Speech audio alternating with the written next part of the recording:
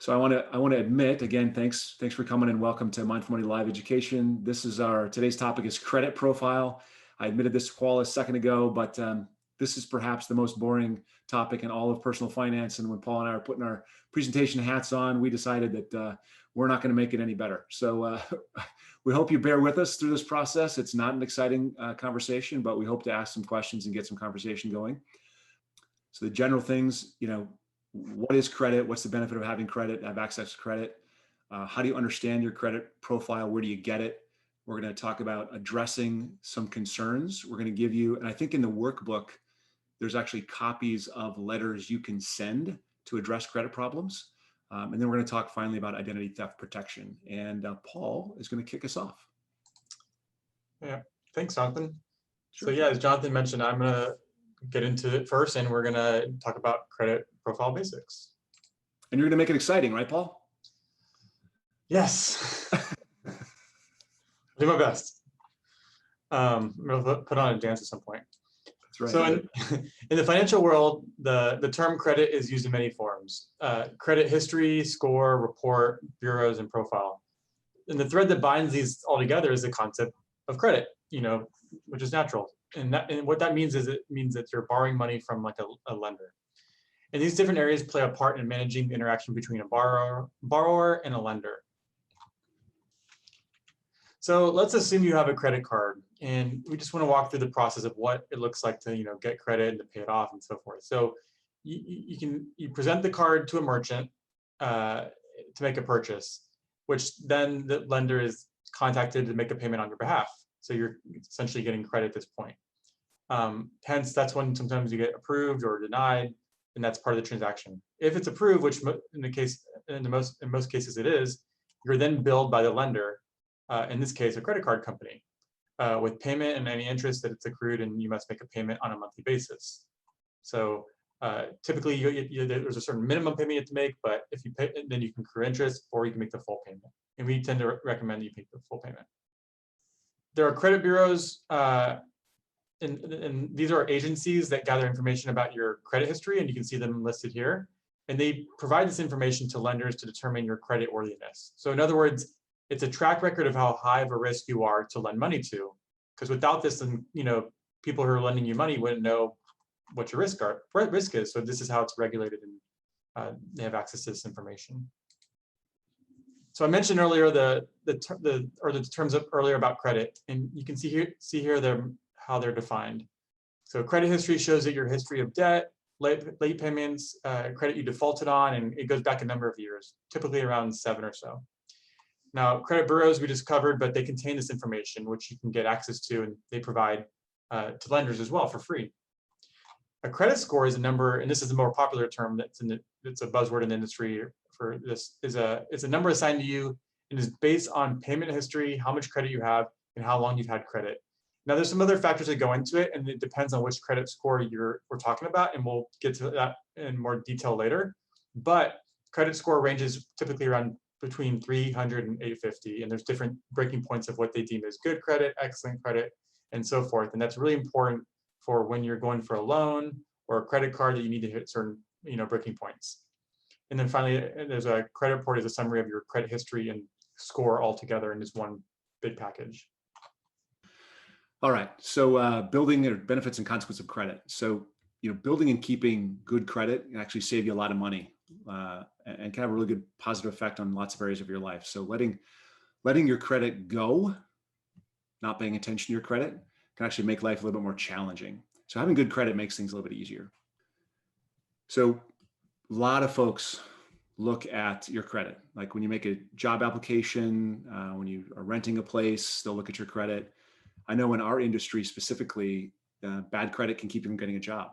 If you have a bankruptcy, you're a risk in the financial services industry. So you may not get a job in financial services.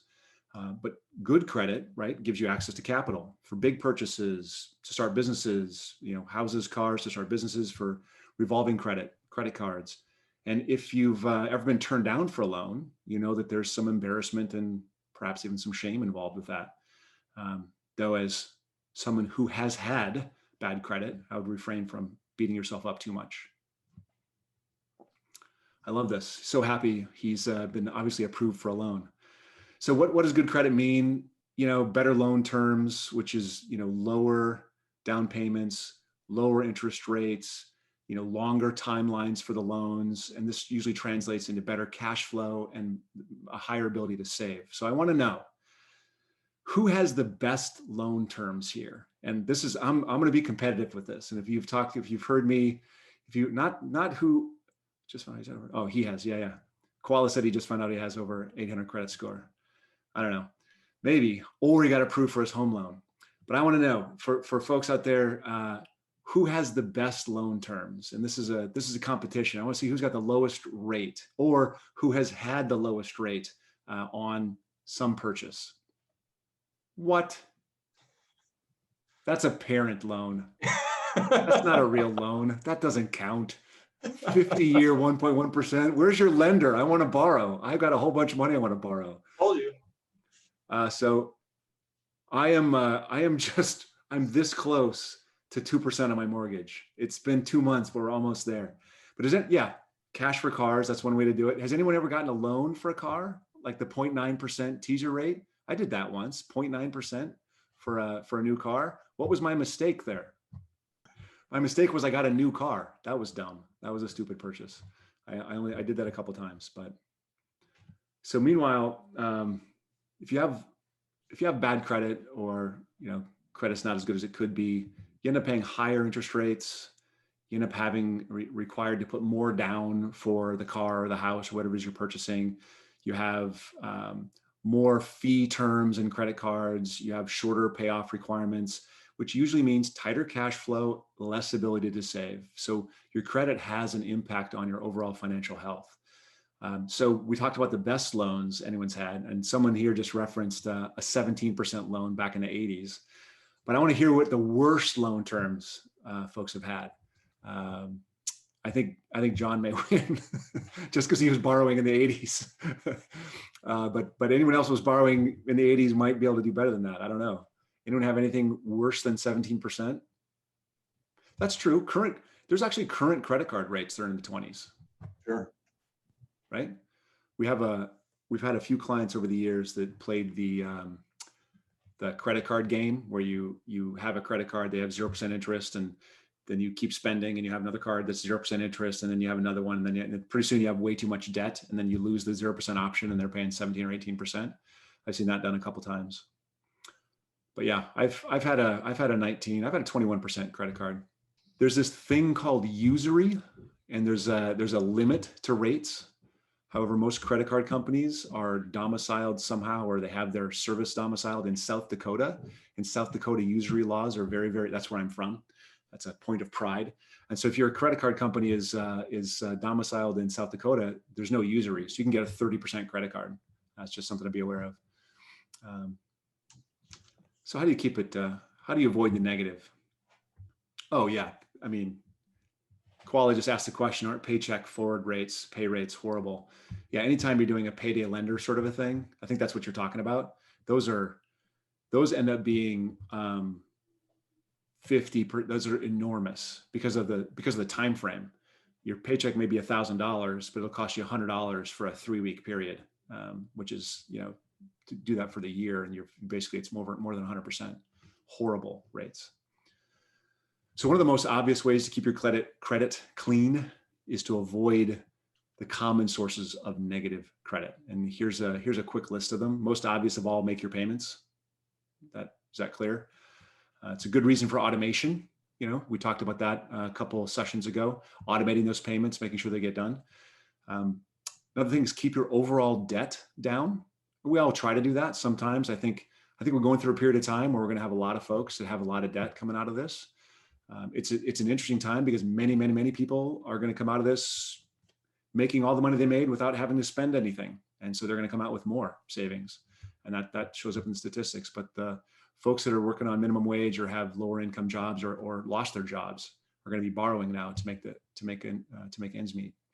So third thing you do, not to apply for a lot of different credit card loans. Keep your credit inquiries to a minimum. If you have a lot of inquiries, that can go against you. And then this is interesting, have a blend of credit types. In other words, don't buy everything with credit cards. If you can, don't put a car on a credit card. If you can get a fixed loan, 5-year loan on a car, and you have credit cards, that's better than having a really large credit card debt in terms of your credit profile. Yep. So now next topic we're going to cover is understanding your credit profile. So the three credit bureaus that I talked about earlier produce reports using both credit scores, which are FICO and VantageScore. And so FICO is probably the more well-known one that people have heard of. It's been around since 1989. And then the newer one is VantageScore, which was created in 2006. So now the goal of these scores are that they are metrics to determine, like, in a quick way for creditors to look at if you're essentially going to fall behind on a payment in 90 days in the next 24 months, because that's 9 days is a key inflection point for these creditors in which the risk of the balance being handed over to a debt collector or being defaulted goes significantly up at that point. And so that's why this score is measuring that. So in addition to the scores within the report, you can see all the information that is documented about every loan or credit card account you possess. Remember that all this information goes into what comprises as your credit score and is important for lenders to take into account when assessing your creditworthiness or how risky it is to lend you money. So I talked about these a moment ago, but you can see the difference between the two credit scores. So FICO is independent from the three bureaus, whereas VantageScore is a joint venture among them. Both may be used by creditors and lenders, and Jonathan's going to walk through what goes into each score in a little bit and what a good score is. So, I mean, you'll see the differences. Can you just very quickly, everyone look at this real quick and go to the next one? Yep. And then come back? Yep. Okay. So credit score is kind of like your report card in school, right? If you miss a class, don't turn in your homework, you do poorly on tests, then you're not going to show very high score, not going to get good marks. So with credit, if you don't pay bills on time or carry too high a debt, those things we talked about before, then your score is going to suffer. Now there's two grading systems, and the first, as was said, was Fair Isaac. Scores here range from 300 to 850, and they're based on categories we've already discussed. You see, there's the two most important items are the payment history, and you can see this here at 35%, and the amounts you owe. So if you want to improve your credit score, the easiest way to do it is to look at those two items. Those make up the bulk, and that's the best way. Those are 65% of your total score. So does anyone here not know your score? I realize John doesn't. He told that to us earlier. It would make sense occasionally, John, since you're in the industry and all, to like check it. Well, I froze everything. Yeah, that works. I wonder what impact that has. So that works for most things for new credit, but someone could actually like get a hold of an old credit card or something like that if you don't properly close them. So it's, even if you have frozen credit, it's still a good idea to check out your credit report. Yeah. Go ahead to the next one. So VantageScore. Hold on. One rumor I've heard is that if you have credit cards that you don't use often, I don't think that's true. If you have a lot of new accounts, if you have, I don't think dormant accounts count in as much, or unless it counts to the total debt amount. Because the thing that happens is, and this has happened to me, you get the letter, you have a credit card, you got a limit of $15,000. You don't use it, and the credit card company boosts your limit. So you're thinking that you don't use it because it doesn't have a big enough limit or whatever. And so it can hurt you if you don't pay attention to what your total limit is. I don't know, John, do you think? I don't think that the number of accounts affects it. I don't think so. I think what it is if you close accounts, that has more of an impact. So if you can just leave them. It's actually, you want to maintain the payment history, right? So by closing it, you lose that. So Yeah. Hurts your score. Though I had a card that I got, oh boy, maybe in the 80s, AT&T Universal card, and I just stopped using it. And just about maybe a year ago, I had the card since the 80s, and they said, hey, due to inactivity, we're closing your account. So I think that's okay. I always close mine, you know, maybe that's wrong, but I like having, every couple of years, Kate, my wife, she's like, okay, where do we get the best point deal? And she finds the best point deal, and we close the other ones. Well, there is a risk of, you know, the identity theft type stuff, right? So yeah, you have to weigh that. Yeah. Yeah, quality. So I weigh it. I've got the secret, the monitoring system going. So this is the second score, is the VantageScore. It's a little different. And the way it's different is the payment history is more important, but then they use a combination of length of history, types of credit, and utilization. So if you have a whole bunch of debt, or excuse me, a whole bunch of potential debt that you don't use, that can actually be a negative, because this is all debt you could pull down. And if you're applying for other credit, they're going to be wondering why do you have all this open possible debt? I'm curious though, has anyone ever seen their VantageScore? I actually haven't. I haven't either. Yeah. Is there this? I'm curious about who uses a VantageScore. Is it like a retail card thing, or I don't know who uses it. I know it's part of presentations and I see it written down. I've just never seen my own VantageScore. In my mind, the FICO seems like it carries more weight, but it's more credible. It's accepted more, which is interesting because the VantageScore is the combined bureau score. FICO is an independent agency. Odd. So this is okay. General scores fall between, you see this here, 300 and 850, and you can kind of see they're a little different both in name and in scoring. You know, exceptional is a little different. FICO versus VantageScore. There's a broader range on VantageScore, but it's not a race. This isn't a race. This is, you know, the credit score says nothing about you as a human. I see people get really bent out of shape about this. They want to do something to protect their credit score, even though they don't really use it that often, and it's not really that necessary. So it's, you know, I see the importance that you don't want to do anything stupid, but there's sometimes the best financial move might hurt your credit score, and that might be okay. It's a big picture conversation. And so I wouldn't let your credit score drive every financial decision. I would let, you know, the big picture drive the financial decision, and the credit score can come next.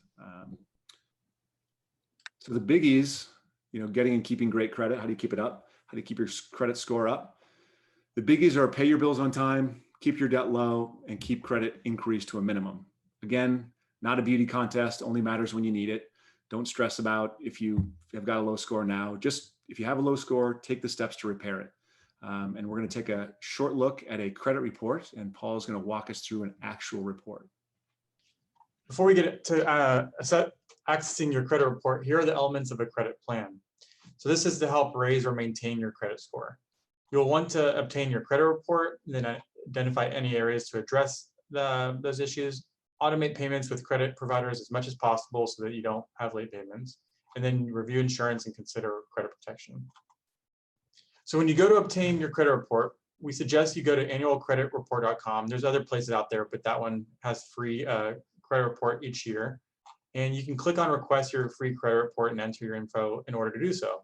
And then you choose one of the 3 credit bureaus and verify your information so that they know it's you. And after all that, you'll have access to your report and you can save, print, or do whatever you'd like to with the report. So I would ask the question if anybody's done this before, but I guess people said no. So maybe in the next couple of days, you can take a look in the report back or something. No pun intended.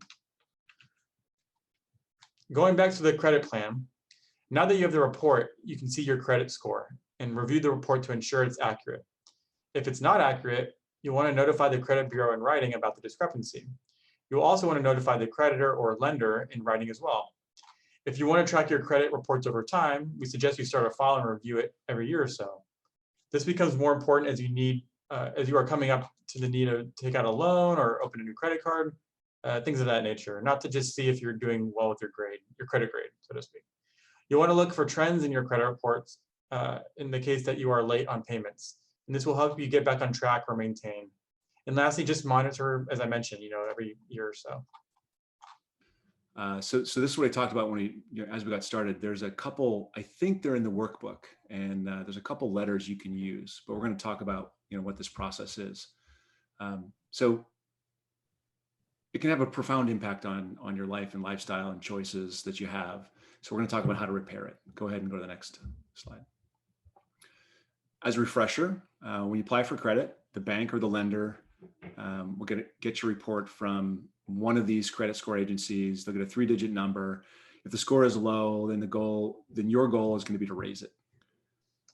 It is possible to do this on your own, but if you don't want to, don't have the energy, don't have the time, whatever, get overwhelmed. I have a couple clients that simply can't do this, and so they have to actually seek some help. There's lots of places you can go, and one of the places you can go is consumer credit counseling, and they can give you specific guidance for steps that you can take. You can also go to a credit repair agency to dispute errors on your behalf, but be careful here. There's a lot of shysters out there in the credit repair agencies. If they're saying, here, give me this fee and we'll do this for you, then really dig deeper to see what they do. Make sure, Better Business Bureau, verify who they are. I have had clients that have been taken advantage by, check their credit, says Koala. Well done. So you can call lenders. This is something that maybe people don't know, is you can actually call lenders yourself and negotiate yourself. And I do know people that have successfully negotiated like 60 cents on the dollar. Like, I've made a payment for a year. I'll give you $5,000. How about I give you $3,000 and we'll call it good. And obviously the lender didn't take that offer in the first time, but after time and working on it and talking about it and going back to them, and ultimately the lender did allow that. So it's a lot of work, but you can actually get debt written off by agencies that you owe money to. The worst potential option is bankruptcy. And this definitely hurts your credit score, but there are times when this is absolutely okay, where it makes sense to do it. And we have bankruptcy has a huge negative connotation, but your credit is repairable. And there are times in life, medical debt, there are times in life. So things like your student loans, you can't write off in bankruptcy, but there are lots of debts that you can. And if you get in over your head, sometimes the best path out of being in over your head is to declare bankruptcy. I think it was about 10 years ago, the laws on how to and the process of bankruptcy was turned against individuals, in favor of credit card companies. But it's still possible. It's something that if you're in really dire straits, you should really take a look at this. I've seen 2 or 3 instances in my career where the client would have been far better off declaring bankruptcy and beginning a rebuild than trying to fight it and make the payments. And in only one of the cases did they embrace the idea. The other 2 cases, they just said, you know what, I can't stomach bankruptcy. I've got to work it through myself. And I think it was a mistake, but it's a very individual choice for sure. Yeah, and I was going to say something real quick about the debt consolidation. I was going to add that, it's nice to have it all cleaner in one place, and and they might have better terms, but then you lose the opportunity of doing the waterfall, what's it called, the waterfall payment structure, where you can pay off the higher debt ones faster. So I just want to throw that in there too as another benefit of maybe not doing it, but anyway. So when there are problems with your credit score or report, there are things you can do to address them. So first of all, and we've already talked about this, but you can request and review your credit report. When looking at it, if there is fraud and like something that doesn't seem right, like you're late on payments, or you have certain balances that aren't true, you want to act quickly and report it to the lender, as well as the reporting agencies and the FTC or the Federal Trade Commission. There will also be a fraud alert placed on your credit, so that you will not be so you'll be contacted before any new credit or loans can be taken out, and then you can just decline that it was you, and then they'll deny it.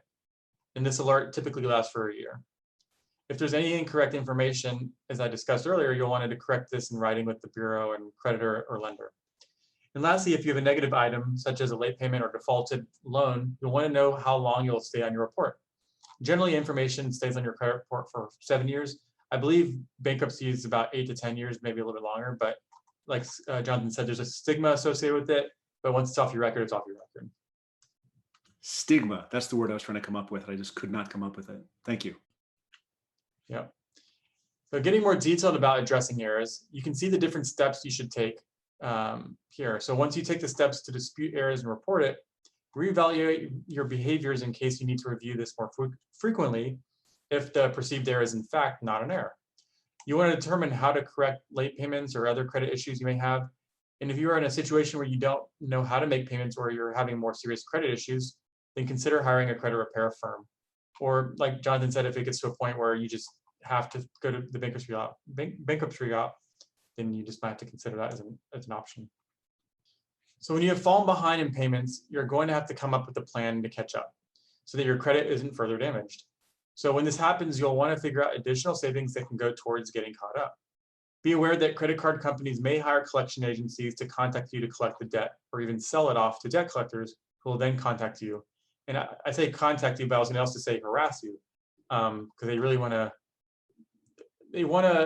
make you nervous and fearful, and then you actually end up paying because they think that you actually might have money that you're not paying.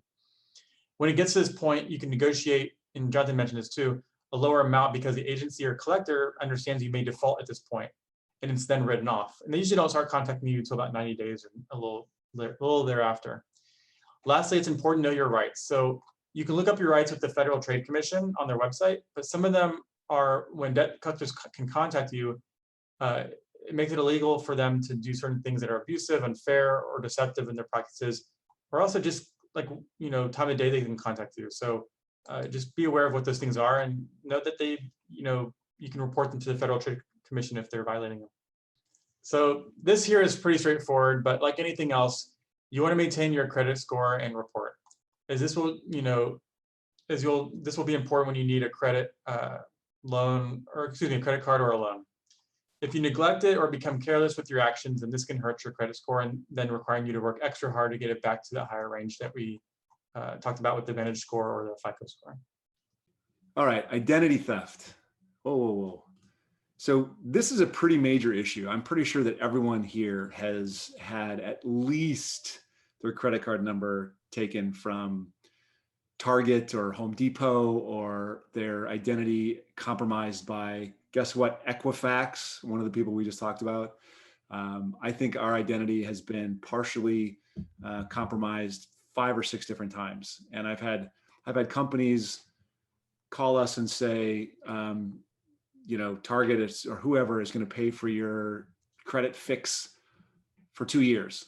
But I already had a credit fix from the same company paid for by somebody else, so I didn't need it. Like they're piling on top of each other, the number of companies that have to pay for maintaining our credit. So I hope, I'm assuming that everyone here has been touched in some way by this. So there are 3 types of identity theft: unauthorized use of an existing account, unauthorized creation of a new account, and then the unauthorized use of personal information that can be done to commit all kinds of different fraud. So an example of the last one, last year, one of our favorite tax firms in San Francisco was actually hacked. And many of the clients' personal information was used to file fraudulent tax returns. This is a major problem.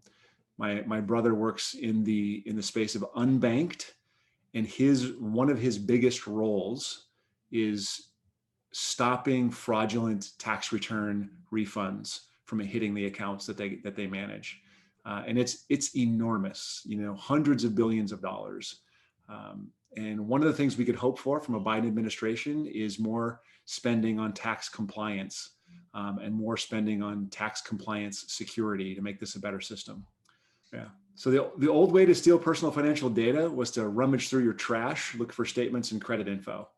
I guess maybe that's still possible if you throw stuff away, but now, more often than not, or I guess, people still steal a wallet or a purse and can do it that way as well. But these days it's hacking and phishing, it's phone scams and email scams. Literally last week on the same day, I had 3 phishing scam emails on one morning. I got one from Spotify, one from Amazon, and one from a bank that I don't use. So I knew the bank was phishing because I don't bank with them. I knew Amazon was phishing because I'd seen this one before, but the Spotify one almost got me. And I had to go talk to my wife. Hey, what's the deal with Spotify? Do I actually have an account? I don't even know, because she manages the household Spotify. And it almost got me to click on the link. And I have no idea what would happen had I clicked on the link, but it told me that my account was compromised and I had to change my password. So the thing here, never click on the link. Go direct to the website, log into your account there to see what's going on. They'll have a message through that system. Well, it wasn't Spotify. It was somebody else pretending to be Spotify, right? That's the idea. Is they pretend. What's that called? Spoofing, where they pretend to be someone they're not, and they try to get you that way. So, I think phishing with a PH is one of the most devious things out there. And I want to know, have you guys ever spotted any tricks, people phishing? Oh, a text message. I've never seen that. It has a link in the text message, and I've never even clicked a link out of a text message. Oh, yeah, if you trust them. So Microsoft calls, so that, the IRS will never, ever, they'll never call. They're never going to call you. They're always going to send you a notice. So this is amazing. Like, when you do a little research on this stuff, the FBI crime report says there's 750,000 stolen vehicles in a year, 1.5 million home burglaries, 18 million ID thefts. And the losses, look at the loss differential here. Difference is $6 billion loss difference. Makes a lot of sense when you think about it, to protect yourself and take pretty much any precaution you need to. Most financial organizations will protect you if they're compromised, and most large retailers will protect you if you're compromised and they do something that that causes you to be compromised. I haven't had a situation where it didn't happen that way, but if someone gets a number, if I'm compromised, how can I tell where it happened? Like, I shop on Amazon, I shop, I use Grubhub. I have, there's just so many places it could happen. And that's right. You can't tell. So if some organization doesn't come forward, then there's no way for me to know. So it's just a good idea to take proactive steps. All right, Paul. Do those organizations have like insurance things or policies? Yeah. Is that why they're able to? Okay. Yeah. Identity theft can take many forms as we have much information that is personal to us. So your social security card or number could be stolen, driver's license as well, stolen finances, money, property, someone gaining access to your bank account, stealing your credit card, or just your credit card number to make purchases, and access to medical information. The biggest offenses are that money can be taken from you, or new accounts could be opened in your name and they can get access to your money. And so I think Jonathan mentioned, like, we've probably all been victims of this, and I've been a victim of this twice in terms of credit card in just like the last 2 months. And it's been really, really frustrating process. But then you get a new credit card number, you have to memorize a new one. Luckily, the credit card company fit the bill. So in order to prevent identity theft, there are certain precautions you should be aware of and that you can take. So first, you don't want to give personal information over the phone. So some institutions are even explicit in stating this, and they'll say, don't give us your password or anything. We'll never ask for that. Guard account information. Password protect PDF files, or keep hard copies in a locked filing cabinet. And if you lose a credit card or a debit card, report it right away and put it on freeze. Put a freeze on it until you get a new one. And then when the card expires, cut it up thoroughly so that no one can get access to the numbers. Only carry cards you use frequently and keep others in a safe place at home. And then lastly, don't have your PIN in with your debit card at the same time written anywhere, so that if someone were to get access to it, you have no recourse on that at all. So there's less protections with debit cards than there are with credit cards. And then with regards to documents, keep them locked and hidden as mentioned. When you don't need it anymore, after a few years or even a year has passed, shred or destroy them. And don't carry your social security card around or account numbers with you. If you have to have it with you on person at some certain points, and just have it for that purpose, and keep it in a safe place on your person. But for the most part, you should have that stuff memorized anyway. All right, so ID theft from the internet. We talked about, I actually mentioned this in the last section. So don't use public computers to access or public Wi-Fi on your own computers to access financial sites where personal information is stored. Just don't. It's not worth the risk. Don't open attachments. And this can get pretty stickler. If you don't know somebody, don't open the attachments. If you know somebody and an attachment comes and it looks suspicious, don't open the attachment. If you know somebody and there's any question about why they'd be sending you this thing and it's got a weird title to it, don't open the attachment. Delete all suspicious emails. That's the worst thing that can happen, is they've got this thing where they take over your computer, right? So you just got to be really aware of that and be careful of it. Spoofing, be aware of spoofing. We talked about that. Anyone can make a link look like it's going to Amazon or, as I discovered, Spotify or any of these others. But then route it to somewhere where you're going to get malware, virus, phishing, hacking. Something's going to happen where this URL goes. So look at the URL bar. Make sure that the page is secure, HTTPS, not HTTP. And these are just little things, right? And they add up to be helpful, but the best thing is to avoid as much as possible.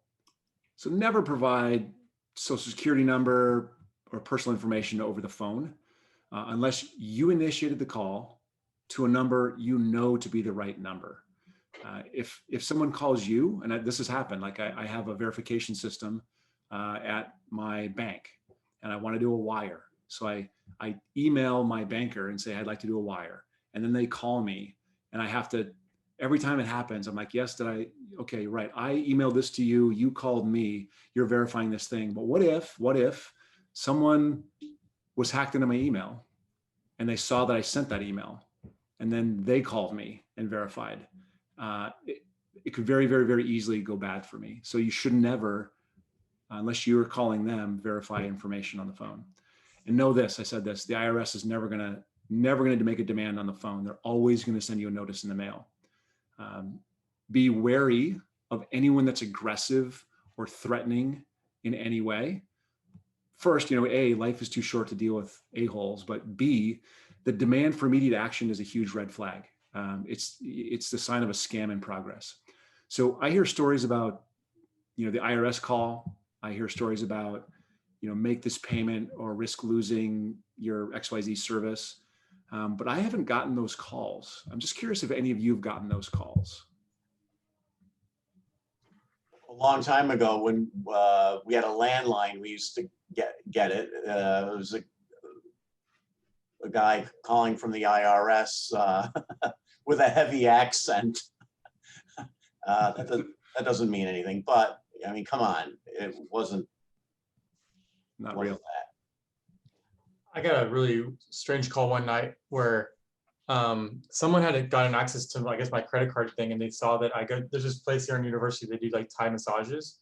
And I got a call of this from an aggressive person saying that I was having relations with his wife who works there. And I'm like, and he was yelling at me, and I was like in the middle of the night when I woke up, and this call happened. So we actually ended up calling the police, but anyway, scary stuff. Yeah. So I don't know if everyone saw this, but Jennifer pointed out, never use public Wi-Fi in general, get a VPN. You get a VPN for your mobile account as well. Yes, I've heard that as well. That's a very good point. So given the prevalence of ID theft, and we talked about this just briefly, credit monitoring makes sense. I think about 4 or 5 years ago, we talked about this. A lot of things have happened. Target, Equifax. I think LPL actually had something happen to them as well. All it takes is one employee has some personal information on a laptop, and that employee goes home, and that laptop gets stolen, and then suddenly everything that's on that laptop is now subject to problems, potential loss of information. So, does everyone here have credit monitoring? A couple of years ago, I had a friend of mine. It's kind of a multi-level, but the issue is I get this, the people that approach me with it are like multi-level. Here's a special credit monitoring thing, it's multi-level. And I know I can go to the places that the corporations hire, but I feel like it makes sense to have not just credit monitoring, but some of these credit monitoring services will also provide legal support in the case that something happens. And so given the probability of it happening, 15 million, given the cost of it happening, it might make sense. And I don't have a good idea about what the best ones are, but it might make sense to consider it. And I think this is the kind of thing that we're going to see more and more and more of. So it's something to really think about in terms of risk management. And you can DIY it if you look at your credit reports. You can stay on top of things. But let's say, you look at your credit report and something happens. Now you've got to go through the process of making it right. It might be good to have someone that goes through that process with you. It's good to keep in mind. Also, John mentioned this, you can lock your credit so that new things don't come up. That's a great idea. My credit's currently unlocked because of a refi that's in process, but I'll immediately lock it again when that's done. It takes way longer than I anticipated to do that refi. It's the state of the times. And finally, it's a good idea to keep a list of any bills you have auto paid on a credit card specifically, so that if that credit card is compromised and they've got to shut it down, you have a list of people to call that okay, this one goes here, this one goes here, this one goes there. So it's easier to recover from it. And Jennifer makes a good point. Use different emails for personal versus transaction versus social media accounts. Absolutely. That way they don't cross. You don't get people hacking across them. And that's it. We're here right on the hour. So I'm happy to open it up and hang out for a couple minutes. If people have other questions, we can talk through some things. I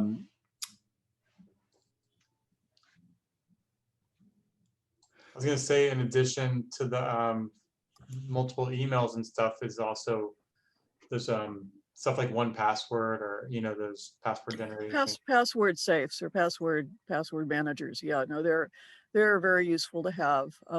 They will also generate passwords for you, and then keep them in the safe, and you just only really worry about the 1Password. Exactly. Unless you're really good at generating passwords and remembering them. You guys you guys don't know this, but Jennifer actually introduced me to Have I Been Pwned? That you're the one that brought that up. I don't know, that was probably a year and a half ago, 2 years ago. It's Have I Been in PWNED. It's it's one word. It takes you right to the site, and you can also check that there's a separate page where you can check passwords, but it'll tell you every circumstance under which a particular password has been hacked. So